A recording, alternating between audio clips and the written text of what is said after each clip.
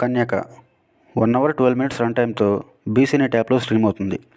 ఇక ఈ మూవీ చూసిన తర్వాత నాకైతే నచ్చలేదండి.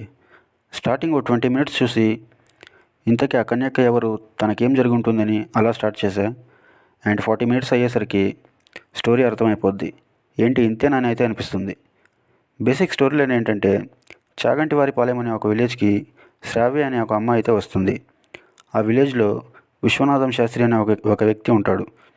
తను వాళ్ళ ఇంట్లో స్టే చేస్తూ వాళ్ళ విలేజ్లో ఉన్న టెంపుల్స్ రీసెర్చ్ చేయడానికనే వస్తుంది.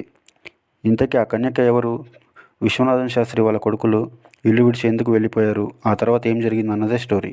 అసలు వాళ్ళ లిప్ మూమెంట్కి వాళ్ళ వాయిస్ డబ్బింగ్కి అసలు సంబంధమే ఉండదు. 2-3 తప్పితే మిగతా వాళ్ళందరివి అలానే ఉంటాయి.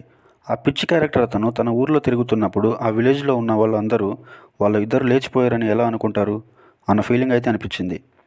అండ్ వాళ్ళ అమ్మా నాన్న స్టార్టింగ్లో వాళ్ళ కొడుకుల గురించి అంతగా తిట్టి తను ఒక మాట చెప్పగానే వాళ్ళ అమ్మా నాన్న వాళ్ళని పిలవడం, అండ్ ఆ పిచ్చి క్యారెక్టర్ అతను క్లైమాక్స్కి వచ్చేసరికి ఏంటి మనం స్టార్టింగ్లో చూసింది ఇతన్నేనా అనేలా ఉంటుంది. కన్విన్సింగ్గా అయితే ఉండవు ఇలాంటి సీన్స్ అన్నీ. షార్ట్ ఫిలింగా తీసుంటే బాగుండు అనిపించింది. బ్యాక్గ్రౌండ్ మ్యూజిక్ అయితే ఏం లేదు, సినిమాటోగ్రఫీ కూడా ఏమంత లేదు, వీడియో క్వాలిటీ అయితే అస్సలు బాగలేదు.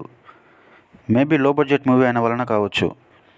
కాన్సెప్ట్ బాగుంది కానీ ఇంకొంచెం బెటర్గా తీసుంటే బాగుండు అనిపించింది. ఇక ఈ మూవీకి నేను ఇచ్చే రేటింగ్ 1.5/5.